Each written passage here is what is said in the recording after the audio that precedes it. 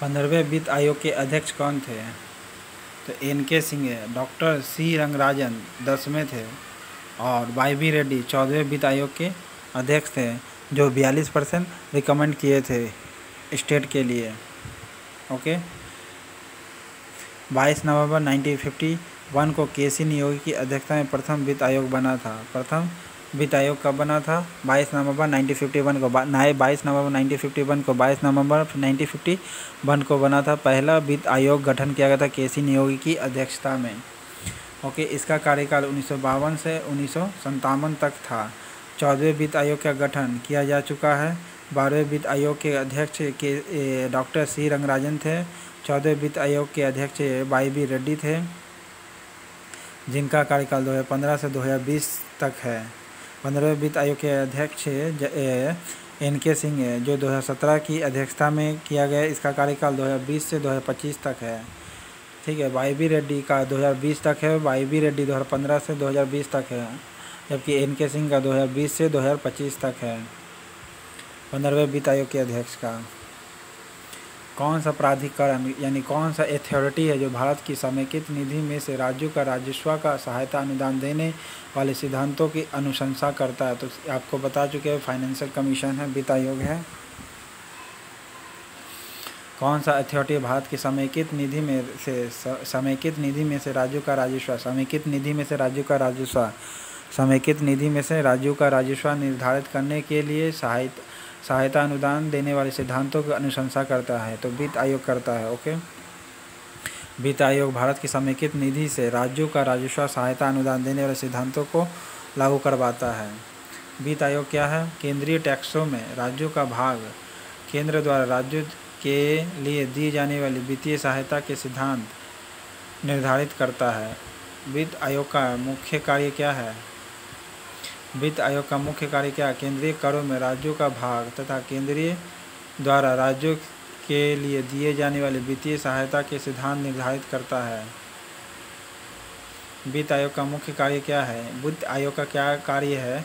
केंद्रीय करों में राज्यों का भाग और केंद्र द्वारा राज्यों के लिए दी जाने वाली वित्तीय सहायता, केंद्र का जो टैक्स होता है उसमें राज्यों का भाग और केंद्र द्वारा जो दिया जाता है सहायता अनुदान, उस पर जो सिद्धांत लागू होता है उसका निर्धारण करता है। ठीक है, कि क्या होना चाहिए थ्योरी। आर्टिकल 280 में उपबंधित है कि राष्ट्रपति संविधान के अंतर्गत 280 के अंतर्गत करेगा। ठीक है। इसमें 2 सदस्य पूर्णकालिक होते हैं, 2 सदस्य अंशकालिक होते हैं। ठीक है। एक हेड होते हैं, 5 वर्षीय होता है। अभी एन.के. सिंह 2020 से 2025 तक बनेंगे। 14वें वित्त आयोग के अध्यक्ष कौन थे? वाई.बी. रेड्डी थे। ओके। 2020 तक बना हुआ, 2015 से 2020 तक, जो 42% रिकमेंड किए थे राज्य के लिए टैक्सों का। संसद विधि द्वारा आयोग के सदस्यों के अपेक्षित अर्हताओं को विहित करेगी। आयोग संघ राज्यों के बीच टैक्सों का सुगम आगमों एवं अध्याय के अधीन उनमें विभाजित किया जाएगा। वितरण के बारे में ऐसा आगमों और राज्यों के भागों में आवंटन सहायता करेगा। केंद्र और राज्य के बीच धन के बंटवारे के संबंध में कौन सा राय देता है? कौन राय देगा? तो वित्त आयोग देगा। केंद्र और राज्य के बीच जो धन बंटवारा होता है वो संबंध में कौन राय देगा? केंद्र और राज्य के बीच जो धन बंटवारा होता है वो राय कौन देगा? वित्त आयोग देगा। केंद्र और राज्य के बीच वित्तीय राजकोषीय का संबंध संविधान के भाग 12 के अध्याय 1 में की गई है। ठीक है। केंद्र और राज्य के बीच वित्तीय और राजकोषीय संबंधों की व्याख्या संविधान के भाग 12 के अध्याय में की गई तथा संघ और राज्यों के बीच मध्य वित्तीय साधनों का विभाजन किया गया है। भारतीय संविधान में यह विभाजन 1935 के अधिनियम में किया गया विभाजन है।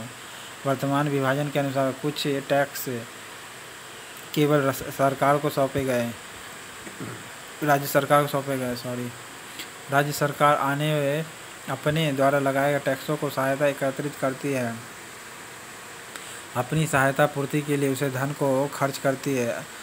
आर्टिकल 266 के अंतर्गत भारत और राज्य को संचित निधियों लोक लेखाओं की स्थापना करना है। ठीक है। आर्टिकल 266 के अंतर्गत क्या करना है? भारत और राज्यों को संचित निधियों और लोक लेखाओं की स्थापना करना, संचित निधियों और लोक लेखाओं की स्थापना करना, संचित निधियों और लोक लेखाओं का स्थापना करना 226 में, ठीक है। संचित निधियों और लोक लेखाओं का निर्धारण करना 226 के अंतर्गत में। 226 के अंतर्गत में लोक लेखाओं और संचित निधियों, लोक लेखाओं और संचित निधियों का क्या करना, स्थापना करना है। लोक लेखा और संचित निधियों का कार्य करना है, स्थापना करना है 266 के अंतर्गत में। संविधान के अनुच्छेद 273, 275,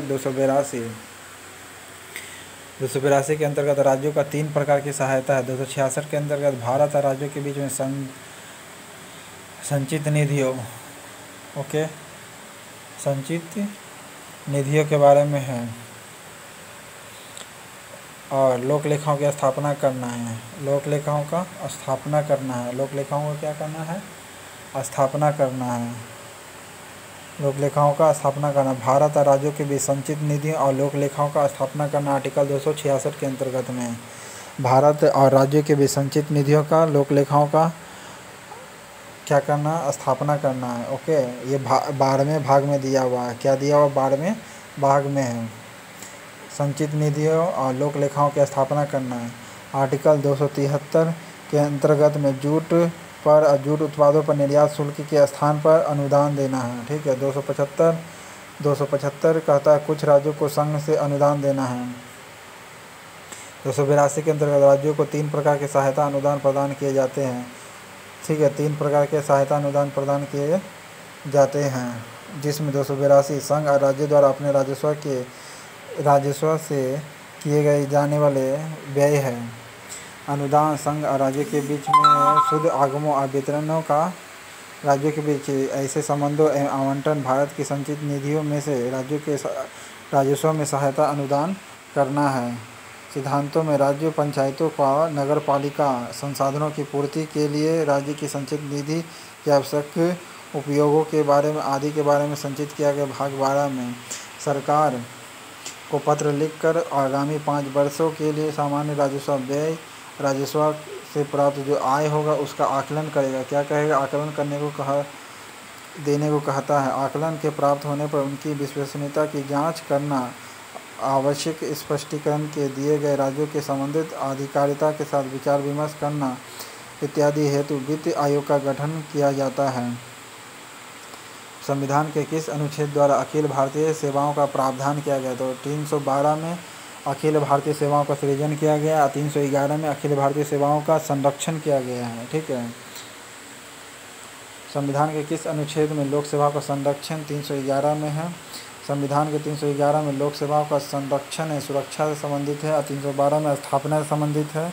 किसी राज्य का जो संघ की सिविल सेवा या अखिल भारतीय सेवा या राज्य की सिविल सेवा सदस्य है अथवा संघ या राज्य के अधीन कोई सिविल पद को धारण करता है, उसकी नियुक्ति करने वाला प्राधिकारी अधीनस्थ किसी प्राधिकार द्वारा परिचित नहीं किया जाएगा या उसे पद से नहीं हटाया जा सकता।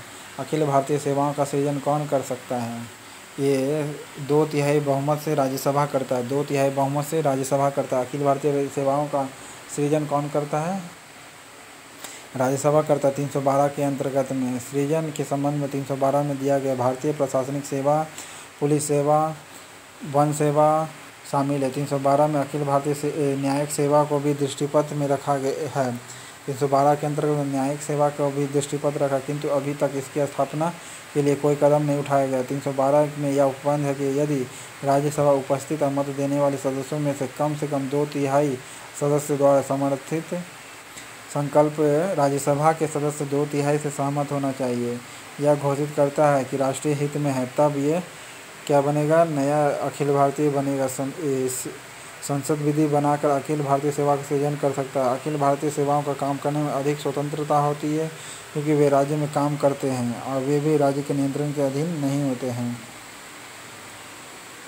संविधान किस अनुच्छेद के अंतर्गत राज्यसभा में नई अखिल भारतीय प्रशासनिक सेवाओं की रचना प्रस्तावित है? तो 312 में रचना प्रस्तावित है और 311 में संरक्षण प्रस्तावित है। ओके, अखिल भारतीय सेवाओं का प्रशासनिक सेवा, पुलिस सेवा, बाद में वन सेवा शामिल है। 312 के अंतर्गत न्यायिक सेवा को भी दृष्टिपथ में रखा गया है, लेकिन अभी ये बना नहीं है न्यायिक सेवा। ओके, अनुच्छेद 312 में उपबंध है कि यदि राज्यसभा 2/3 सदस्य सहमत होता है तब राज्यसभा अखिल भारतीय सेवाओं का सृजन किया जा सकता है। ओके, राज्य में काम करते हैं वे राज्य के नियंत्रण के अधीन नहीं होते हैं, वे राज्य के अधीन नहीं होते। क्या भारत में संयुक्त राज्य अमेरिका की भांति लोक सेवाओं का विभाजन करता है? नहीं, कभी नहीं करता है। भारत में संयुक्त राज्य अमेरिका की भांति लोक सेवाओं का विभाजन करता है, लोक सेवा का विभाजन नहीं करता, जबकि अमेरिका में होता है। सृजन यहाँ होता 2/3 बहुमत द्वारा लोक राज्यसभा में, ठीक है, विभाजन नहीं होता है, सृजन होता है, बनना आता है, क्रिएशन होता है राज्यसभा के में 312 के अंतर्गत में। ओके, भारत में किस प्रकार की प्रशासनिक सेवा है? तो अखिल भारतीय सेवा है, केंद्रीय सेवा भी या प्रांतीय सेवा, यानी सभी होगा। भारत में कैसी कैसी सेवा है? अखिल भारतीय सेवा है, ठीक है, यूनियन पब्लिक सर्विस है, केंद्रीय सर्विस है यानी सेंट्रल सर्विस है, प्रांतीय सेवा प्रोविडेंशियल सर्विस है, ठीक है, यानी तीनों प्रकार का सर्विस है। इसको समय समय पर क्या करते रहिए दोस्तों, लाइक करें, व्हाट्सएप पर शेयर करते रहें, चैनल पसंद आए तो लाइक करें, सब्सक्राइब करें। ओके।